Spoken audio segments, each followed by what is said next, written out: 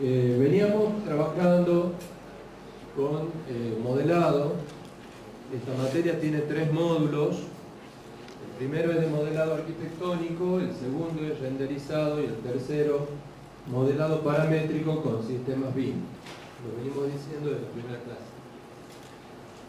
Cuando entramos a renderizado, un poco también vale la pena hacer una especie de vinculación entre lo que es el proyecto arquitectónico, el proceso del proyecto arquitectónico, y cómo se insertan en él estas 3 cosas que vemos. O sea, el modelado arquitectónico, el renderizado y los sistemas BIM. Al entrar en renderizado, lo que vamos a abordar son técnicas de simulación visual de escenarios arquitectónicos. Y aquí creo que la palabra más importante es simulación. Ya van a ver por qué. El render ya lo han copiado, el quiz, así que avanzamos.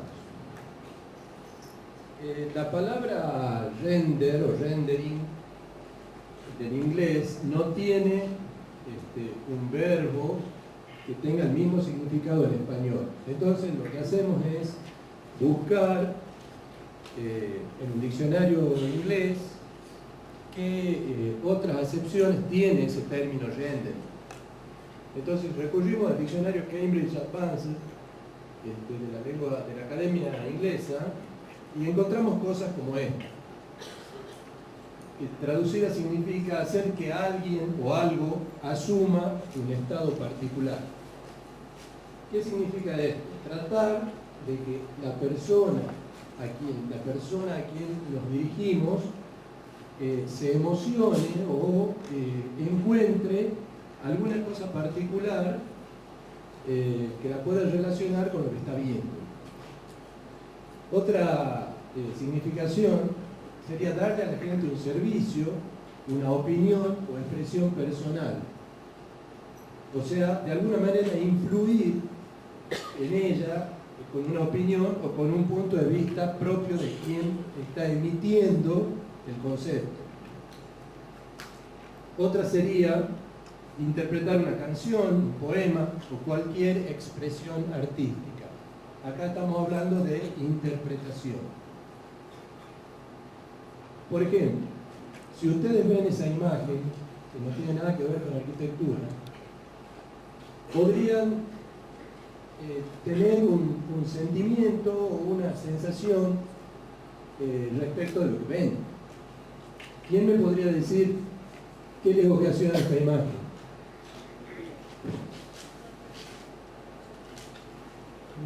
Piensen un poquito y digan, ¿qué se destaca en la imagen? Jugador de básquet. ¿Cómo?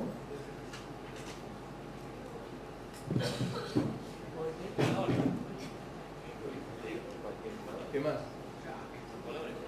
Los colores. Se destacan colores sobre el fondo. Y ese fondo, ¿qué está ofreciendo?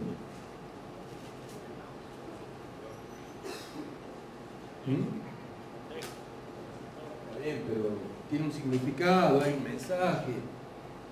¿Qué interpretan ustedes? Porque seguramente lo que yo interpreto es distinto a lo que interpretan ustedes. Energía, todos lo ayudan, todos le hacen valla. ¿Qué más? Lo están alentando. Lo están alentando. Son fanáticos. Bien. O sea, ¿qué conclusión podemos sacar de ver esa imagen? ¿Qué se les ocurre? Hay un mensaje. Estamos resaltando a una estrella. Bueno, todo eso y mucho más. Espero que digan más cosas, ¿no? Es lo que uno hace con un render. Tratar de influenciar en el receptor del mensaje, siendo nosotros los emisores a través del canal de comunicación que es la imagen. Entonces, viendo un poco lo que decíamos recién de la traducción del inglés, podríamos decir que en general, no estamos hablando del renderizado en arquitectura, sino en general, es la transmisión de una idea o conocimiento que parte de un emisor que contiene una opinión o expresión personal, o sea que trata de influenciar en uno, con el propósito de lograr un determinado estado emocional en el receptor a través de algún canal de comunicación. ¿Qué les parece esta imagen? ¿Les dice algo? Letras grandes, letras chicas. ¿Leen la letra chica?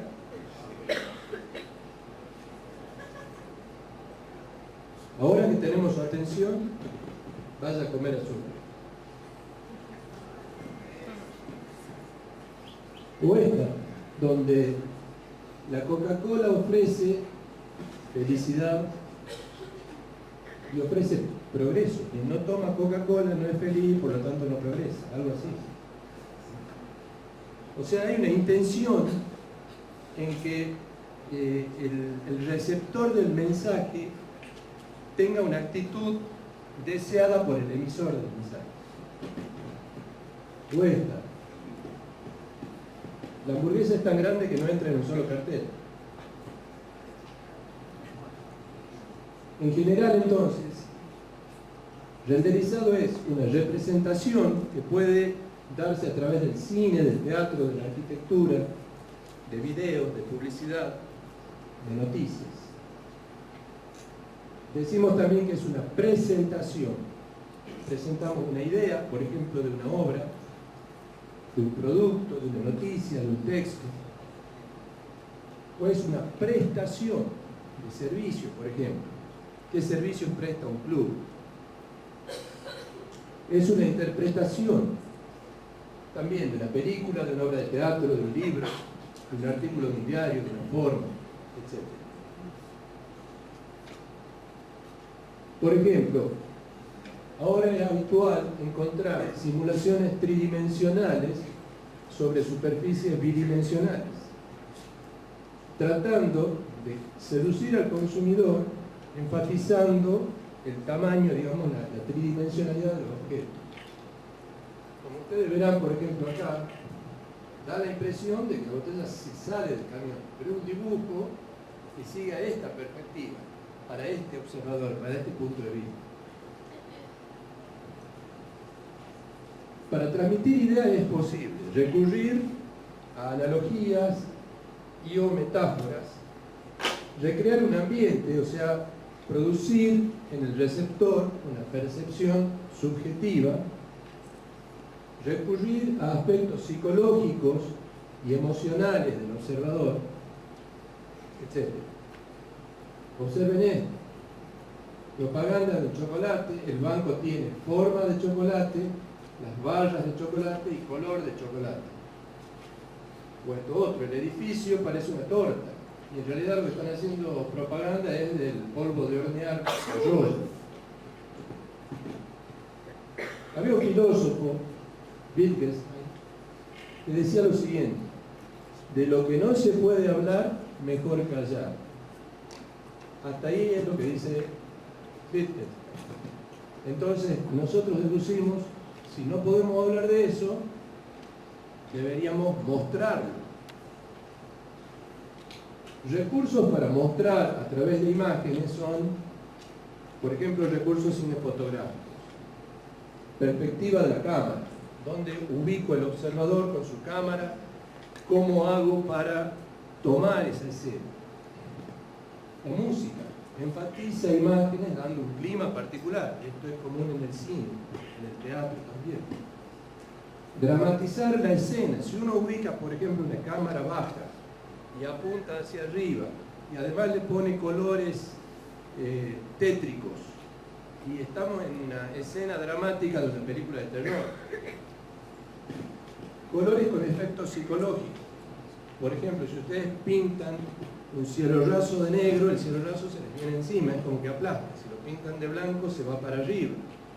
Si lo pintan de rojo, o las paredes rojas, da la impresión de que hay mucha energía y una sensación de nerviosismo en ese ambiente. A cada uno le ocurrirá algo distinto, pero con los colores se trabaja para conseguir efectos. Recrear ambientes, por ejemplo, históricos. Lo cierto es que siempre hay un emisor, siempre hay un receptor y hay un canal de comunicación. Ese canal de comunicación puede ser un dibujo, una fotografía, un texto, una película, un objeto. Por ejemplo, este cartel. Un cartel muy grande que dice Welcome to Parenthood. Bienvenido a la maternidad. Obviamente, el bebé que se ve arriba es parte del cartel. Está recortado encima del cartel, pero es cartel. Y la propaganda es apenas esto. ¿Por qué? Porque va a llamar mucho más la atención a quien ve el cartel que hay un señor que está tratando de bajar un bebé que está corriendo peligro.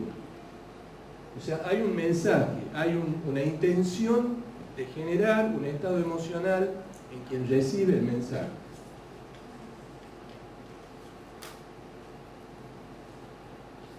Luego el mensaje advertencia. Por ejemplo, mostrar a esa persona estrellada diciéndole use cinturón de seguridad. O decirle si fuma está preso por los propios cigarrillos. En la playa, take a break from the sun. Descanse del sol. O esta otra, el asiento de atrás no es seguro, se puede disparar como una bomba. O la propaganda de un dentífrico que hace tan fuerte los dientes que puede comerse el cartel. O este señor que tiene que usar un recortador de vello nasal y usan una escena de la ciudad, cables que la hacen pasar por las fosas nasales para simular el peligro que significa no usar ese producto. Ahora pasamos a ver qué es renderizado en arquitectura. Y decimos que es la representación digital en 3 dimensiones de un objeto arquitectónico que solo existe virtualmente mediante una simulación visual que cobra realismo cuando se le aplica propiedades, cuando se le aplica atributos.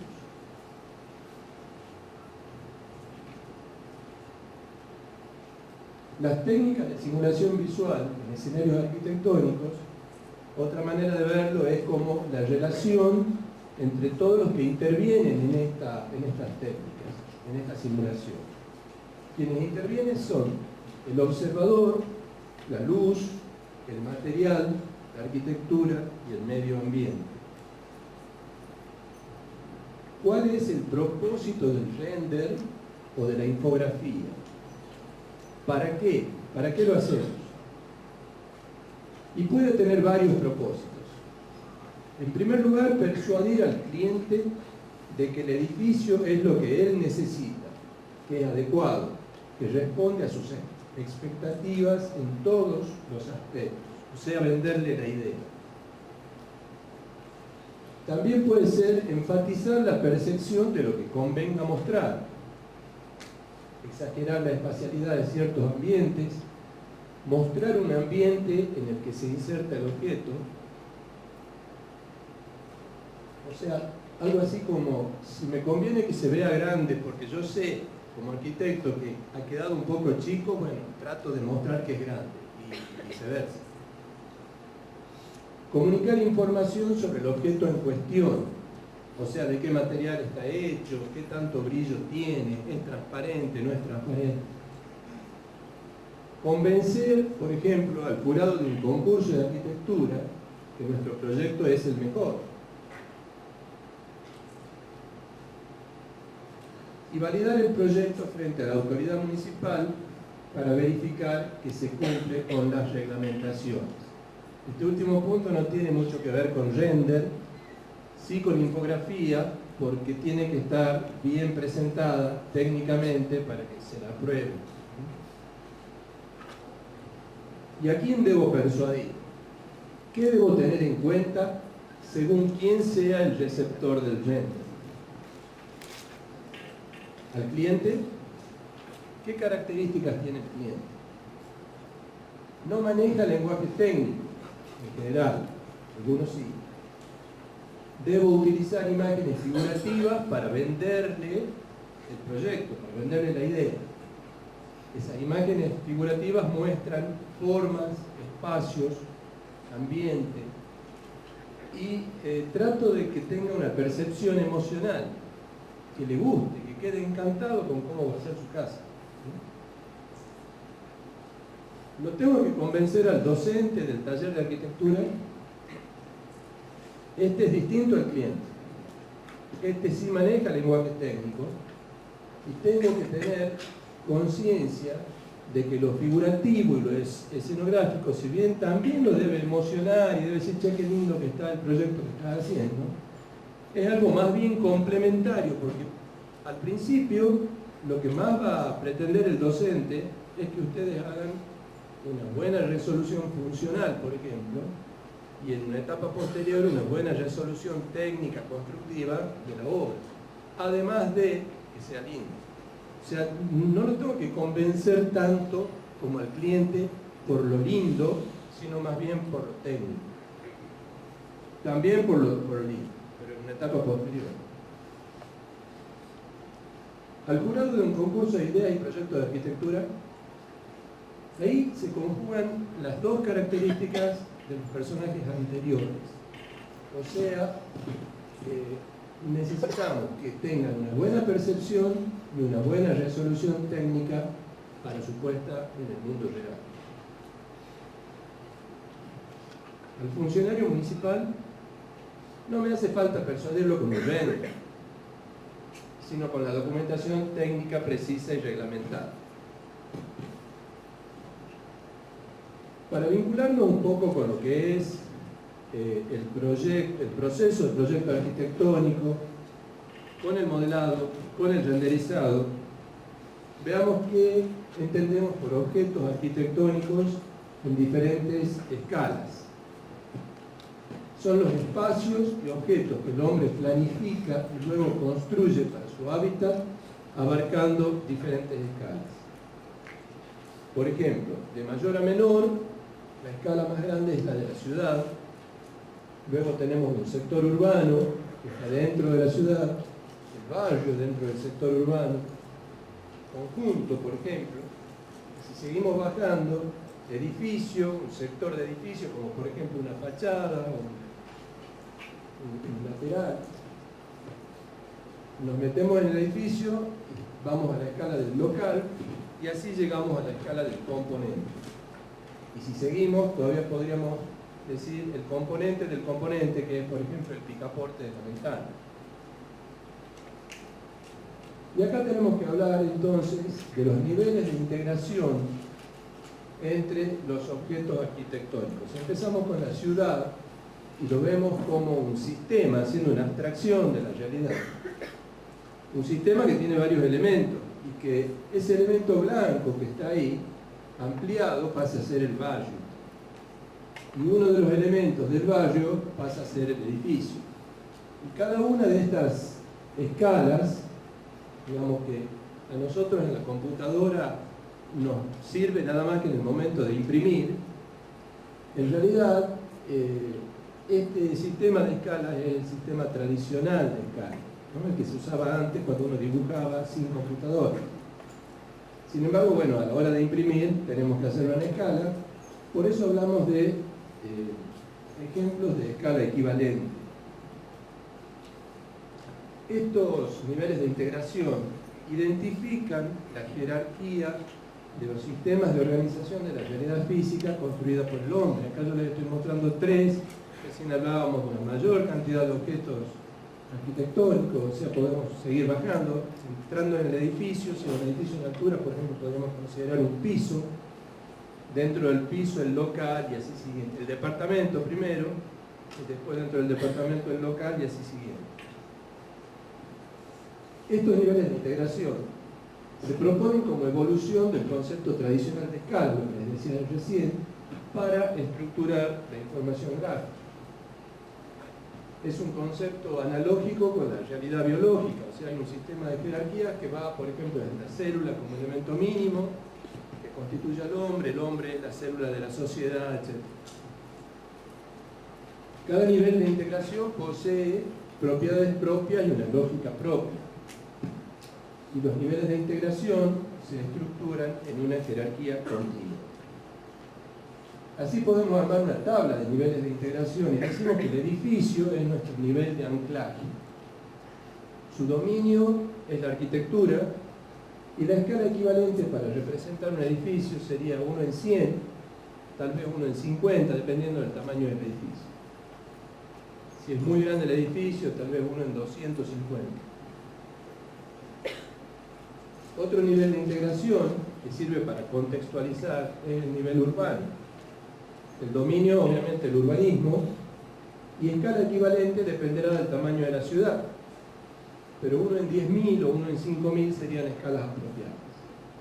En el otro extremo, componentes. El componente sirve para especificar cómo va a ser determinado elemento dentro de este edificio, de este local.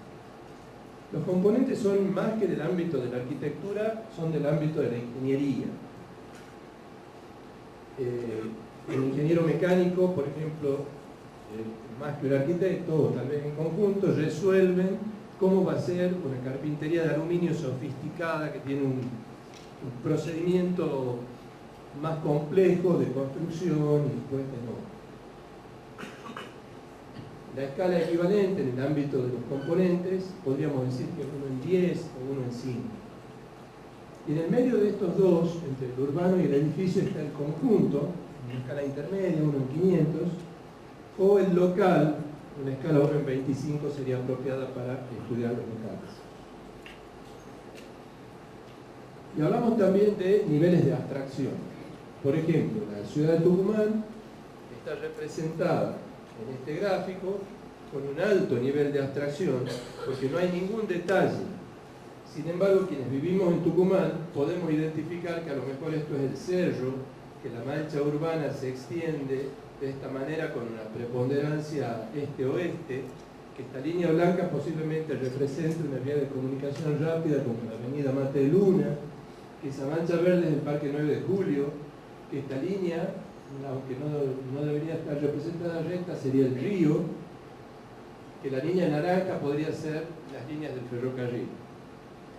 Y cuando venimos a este bajo nivel de abstracción, acá no se ve bien porque está empastada la imagen, pero se deberían ver todos los grandes espacios verdes, por ejemplo, las calles, las avenidas, ¿no? Tienen mayor cantidad de información y la forma de representar el río es con más precisión, igual que las vías del tren y demás.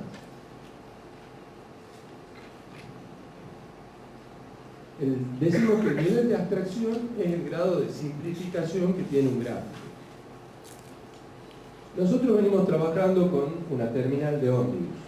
Yo les quería mostrar, comentar que el nivel, digamos, del terminal que hemos venido trabajando correspondería a una ciudad no pequeñísima, pero bastante más chica que Tucumán, y ponemos como ejemplo la ciudad de Ledesma en Jujuy, que tiene 45.000 habitantes. Acá lo mismo, o sea, estamos mostrando algo que está con un alto nivel de abstracción, el cerro, el río, la ruta, y acá con bastante más detalle aparecen, aunque empastados, los nombres de las calles y las avenidas principales. Hagan de cuenta que la terminal que hemos venido haciendo es para esta ciudad. Entonces, lo que veníamos diciendo recién nos permite hacer un cuadro comparativo entre los niveles de integración que puede tener esa terminal como edificio en este contexto ciudad hasta el componente, y para observar los distintos niveles de abstracción con los que podemos trabajar, vamos a llenar acá a la derecha cada uno de estos elementos que son elementos de un sistema mayor. Lo que quiero decir es que, hemos visto, este elemento, digamos, este de acá de la ciudad, pasa a ser todo este elemento, este subsistema, digamos así, que es el conjunto en donde se inserta la terminal. Este elemento del conjunto pasa a ser todo este sistema que es el edificio terminal. Y cuando vamos acá, es un local de la terminal. Decíamos, por ejemplo, puede ser un kiosco de la terminal, una boletería, un local comercial. Y cuando vamos al componente, y sería esto tomado de acá, podría ser, por ejemplo, una parte del kiosco o un equipamiento de un local comercial. En una abstracción alta, la representación de estos elementos sería, acá tengo el contexto de la ciudad de Ledesma, esto sería el conjunto, el edificio, dentro del edificio un local o un sector, y dentro del local un equipamiento particular. Los que han tenido el tema 7 creo que ya han reconocido que este era el tema del parcial. Cuando vamos a un nivel de abstracción media, observemos que acá empieza a aparecer más información en esta columna con respecto a esta columna. Y si vamos a un nivel de abstracción baja, o sea, estamos diciendo abstracción baja, ¿qué quiere decir? Descripción alta. O sea, tengo cada vez más elementos. Entonces ya aparecen más detalles en cada uno de las vistas. Si uno piensa en que este edificio es un croquis así nomás, acá ya hay alguna definición más precisa de formas, colores, texturas, y acá supuestamente no se llega a ver bien porque lo que quiero es que entiendan el concepto de abstracción en relación a los niveles de integración. Se supone que en esta columna los detalles son mucho mayores que en esta columna. Baja la abstracción y sube la descripción de los objetos, de los distintos objetos. Ampliando, digamos que también esta representación, esto a nivel de conjunto, podría hacerse tanto bidimensionalmente en 2D como en 3D. De nuevo, un nivel alto, un nivel medio, un nivel bajo, tanto a nivel del conjunto en este caso o del edificio en este caso. Si se observa en más detalle van a ver que acá hay menos información que acá y acá hay menos información que acá. Acá aparece ya, aunque no se nota bien porque están finitas las líneas, aparece hasta la estructura, la proyección del techo, etc. Entonces, las técnicas de simulación visual de escenarios arquitectónicos, ahora acomodamos un poco 5 cosas que hemos nombrado al principio, que decíamos es la luz, el material, ¿no es cierto? Así dicho en general, lo primero que a uno se le ocurre es decir, hay un observador, interviene la luz, que puede ser luz natural o artificial, interviene el material porque voy a expresarlo con una textura, interviene la arquitectura, el objeto arquitectónico, e interviene el medio ambiente, decíamos al principio. Bueno, ahora acomodando las cosas, en realidad el material es propio del objeto, la luz es propia del medio ambiente. Entonces, vamos desde allí. El observador, ¿qué nos aporta? El punto de vista, o la cámara, si lo vamos a registrar con una cámara, sea fotográfica o sea cámara de filmación. La percepción del que observa. Nosotros al principio mostrábamos imágenes donde inducíamos al observador que vea lo que nosotros queremos que vea. Entonces se trabaja sobre la percepción del que observa, lo que demostramos y lo que enfatizamos, ¿sí? Para esto es el método. Trabajando sobre el objeto arquitectónico, es el modelo arquitectónico virtual que hemos venido trabajando, modelado, con los materiales y con sus atributos. Y con respecto al medio ambiente, lo fundamental sería la luz natural, la luz del sol, la luz del cielo, y o la luz artificial. Se podrían mezclar las dos en la escena. Podemos tener luz ambiente diurno con algunas luces artificiales encendidas. Se trabaja también con mapas de entornos, con mapas de cielo físico, con mapas HDRI o HDR, todas estas cosas les va a explicar la arquitecta Keiko en detalle para cuando hagan el trabajo.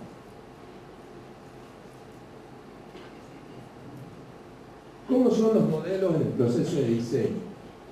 Venimos viéndolo desde la primera clase. Tomado como proceso, va a ser una secuencia de modelos: el analítico, el modelo conceptual, el modelo arquitectónico, el modelo constructivo. Y en cada una de estas etapas, para obtener cada uno de estos resultados parciales, tenemos objetivos y tenemos resultados. Los objetivos, por ejemplo, del modelo analítico, consisten en definir los requerimientos. Y los resultados esperados, la definición del objeto arquitectónico en términos de esos requerimientos. El modelo conceptual es definir la idea arquitectónica. Y el resultado es tener un sistema claro y consistente de ideas arquitectónicas, de las cuales, de ese sistema de ideas, vamos a tomar una para desarrollar. El modelo arquitectónico tiene como objetivo desarrollar el sistema arquitectónico, o sea, más pensado, con más cantidad de detalles que tengan que ver con lo que uno espera de esa arquitectura. Obviamente, el resultado es el sistema arquitectónico detallado. Y el modelo constructivo, especificar el sistema constructivo que se describe a partir de subsistemas constructivos, ¿no? Ahí un poco nosotros en esta materia no entramos mucho, pero un subsistema sería una estructura ya estudiada a fondo, sería el subsistema eléctrico, el subsistema sanitario, etc., ¿no? Entonces, a partir del primer modelo, lo que tenemos así como cosa concreta es un programa. Acá es una idea, parte de definición de idea, modelo conceptual, una forma definida, un modelo estabilizado, y un diseño. Cuando decimos diseño es porque hemos tenido la posibilidad de desarrollar todo lo que lo compone para poder describirlo en su totalidad. El renderizado, obviamente, no participa de la parte de programa, o sea, cuando recién estamos empezando a conversar sobre cuáles son los requerimientos, no aparece un render, pero sí aparece a partir de la primera idea. Podría aparecer. Donde más énfasis tomaría el render es cuando desarrollamos el sistema arquitectónico, el punto para mí más importante en ese momento. Por ahí no coincidimos con mis colegas docentes que dicen no, es más importante en la etapa previa. Bueno, yo creo que en las dos, pero me parece que toma más importancia cuando uno tiene el modelo arquitectónico definido, y ahí es donde más se le saca provecho, cuando uno puede representar sin que esté construido una simulación de todo aquello que podría contener una vez construido. Esto ya lo habíamos visto. El proceso proyectual arquitectónico entonces tiene dos etapas: la conceptual, que es de las ideas, y la de desarrollo del diseño, que es la instancia de especificaciones. Y decíamos que en el medio de esas dos tenemos que hacer presentaciones del trabajo. En un caso como modelos preliminares y al último como modelo con especificaciones. En las dos presentaciones puede aparecer un render esquemático o realista.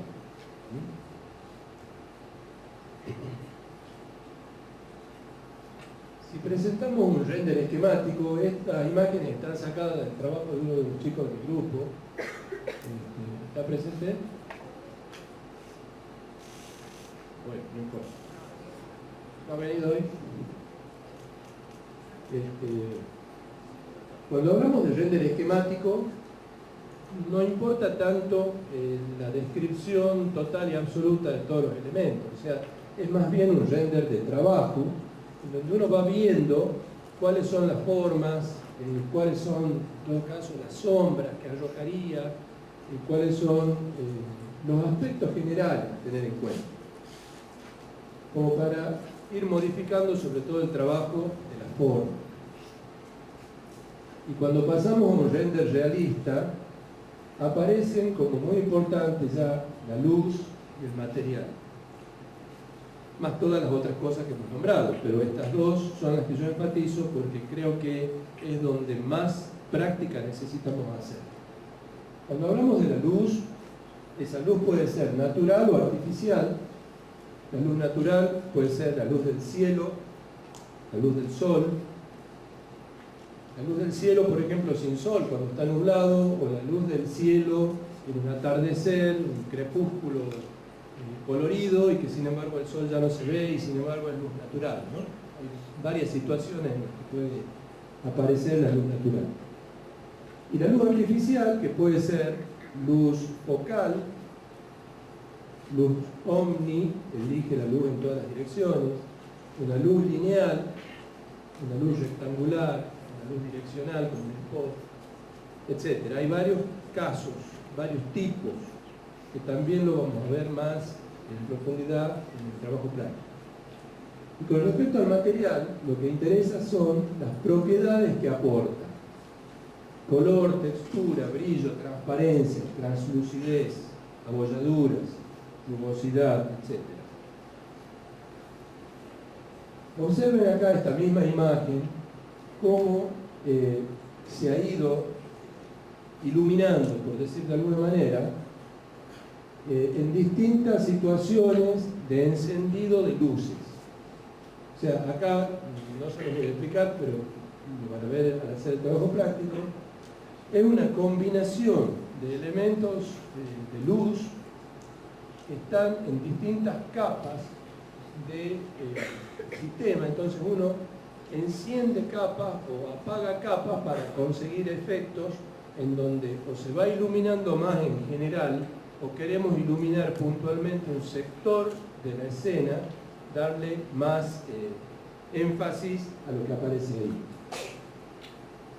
Por ejemplo, esta imagen, frente a las que veníamos viendo de un render de trabajo, tiene varios elementos agregados.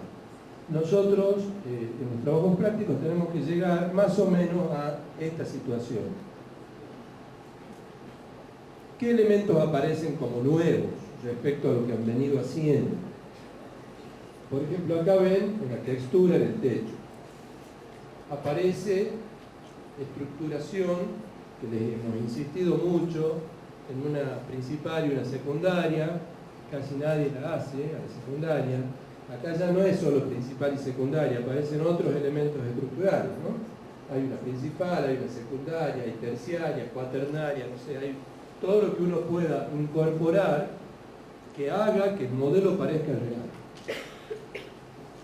Aparecen luminarias, estos elementos de acá, artefactos de luz, que son agregados, que se los trabaja como bloques externos, que se los incorpora al dibujo, de la misma manera que incorporamos, por ejemplo, un colectivo, o las butacas, o los basureros, y podría haber más elementos, ¿no? Por ejemplo, valijas, carritos, ese tipo de cosas que tienen que ver con el tema de la terminal. Aparece este elemento, acá en el número 5, por ejemplo, que es lo que llamamos señalética. La señalética es la cartelería. Acá hay pocos elementos, porque si no empastamos demasiado el dibujo, pero ustedes tienen que pensar en que todo eso contribuye a la ambientación de la terminal. Elementos que están indicando, por ejemplo, dónde está la salida en caso de emergencia, dónde están los sanitarios, ¿no? Dónde están los distintos números de andenes, ese tipo de cosas. Y tenemos algo más, tenemos el fondo, que hace parecer que esta terminal no está en Ledesma, sino en Miami, ¿no? Está en Hong Kong. Bien, en Hong Kong. Bueno, no importa, el tema es que el fondo está puesto para mostrarles a ustedes que también, incluyendo un fondo, completamos la ambientación. Ponemos un fondo diurno como este, o se puede poner un fondo nocturno con luces de edificios encendidas, etc. Y vamos completando esta ambientación para hacerla realista. Bueno, hemos dicho que los materiales tienen atributos, esto lo vamos a ver en detalle después, atributos como brillos, transparencias, texturas, rugosidades. Hay materiales muy característicos como césped, por ejemplo, o como ladrillo a la vista, etc. Acá mostramos una escena interior con aplicación de materiales. Lo que ustedes tienen que ver es que es casi fotográfico el resultado. Los renders pueden hacerse al exterior, de día o de noche, o al interior, yendo desde un render de trabajo, casi sin ninguna aplicación de materiales, hasta incorporar luces, como les decía en este de abajo, luces artificiales, luces naturales, sombras arrojadas al interior. Realmente es como si sacáramos una foto. Un mismo objeto arquitectónico visto de noche o visto de día. Lo mismo acá. Mismo objeto, iluminación diurna, iluminación nocturna. Renderizado diurno, renderizado nocturno, la comparación entre diurno y nocturno del mismo objeto. El ambiente, o un rincón, digamos, de un ambiente en general, o de un detalle del ambiente. Otro renderizado nocturno. Fíjense que el cielo acá aporta, por ejemplo, las estrellas, en alguna otra vista va a aportar la luna.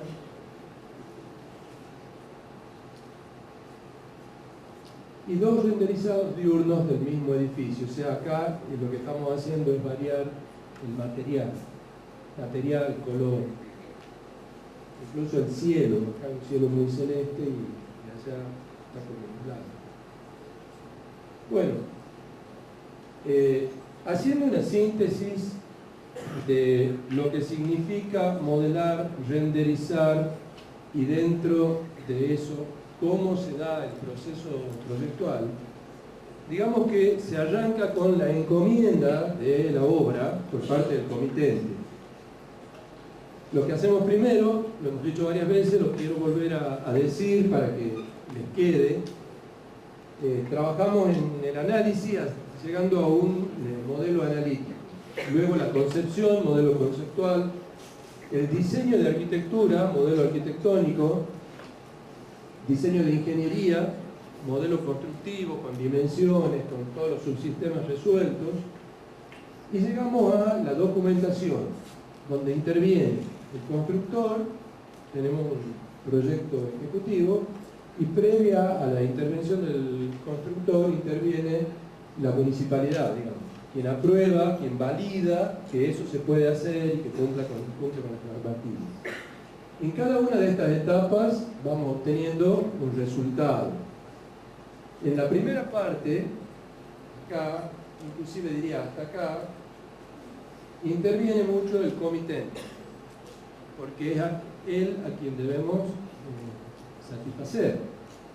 Entonces, interviene en la elaboración del programa de necesidades, interviene en los croquis preliminares, interviene en llegar a un nivel de anteproyecto donde ya estabilizamos el modelo como para decir, ahora sí lo puedo desarrollar en detalle, estudio en detalle todos los sistemas para llegar al proyecto que vamos a presentarle a la autoridad municipal. En cada una de estas etapas hay una documentación, que es esto justamente el resultado de este proceso. En resumen, comitente interviene mucho acá, autoridad municipal interviene para la aprobación, primero el anteproyecto, después el proyecto.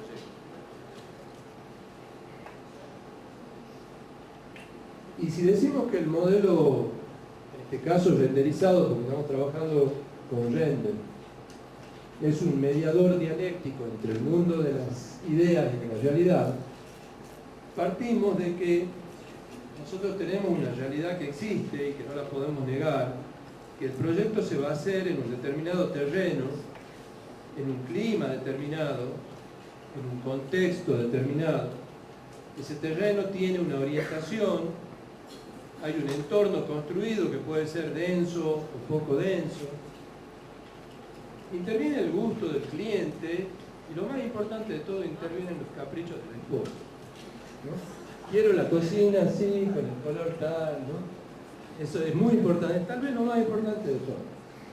Esta es la realidad con la cual uno tiene que luchar para elaborar las ideas. Entonces acá hay una dialéctica entre el mundo de las ideas, que es lo que nosotros aportamos como arquitectos, y esta realidad. Y partimos de algo que es muy abstracto. Entonces, empezamos a trabajar con alguna metodología de diseño, generamos alternativas, y esto está representando los distintos caminos para llegar a un resultado conceptual, o sea, es la etapa de concepción. Acá, ¿qué sabemos del proyecto? Sabemos bastante poco. Nuestro conocimiento es limitado. Lo único que sabemos es la realidad. Nuestro conocimiento sobre el proyecto va a salir del diálogo con el cliente en forma permanente, en todas estas etapas, hasta llegar a la estabilización del modelo. Cuando decimos que ya lo tenemos estabilizado es cuando podemos desarrollar la documentación técnica, o sea, hacer una descripción ya definitiva y concreta del diseño. De lo abstracto, en donde no conocíamos casi nada, va creciendo nuestro conocimiento sobre lo que quiere el cliente y sobre lo que queremos nosotros y lo que podemos hacer nosotros, que es esta línea roja, en donde al final de todo ya conocemos cuál va a ser la realidad proyectada frente a una realidad concreta. En esa primera etapa estamos modelando y renderizando. La estabilización del modelo yo diría que tiene, no es un único momento. Por ahí se estabiliza y se vuelve a desestabilizar un poco porque aparece el cliente con alguna otra novedad y volvemos a generar alguna otra alternativa y se termina haciendo un par, por lo menos, de momentos de estabilización del modelo. Yo diría que esto también podría estar apareciendo en este punto de cruce.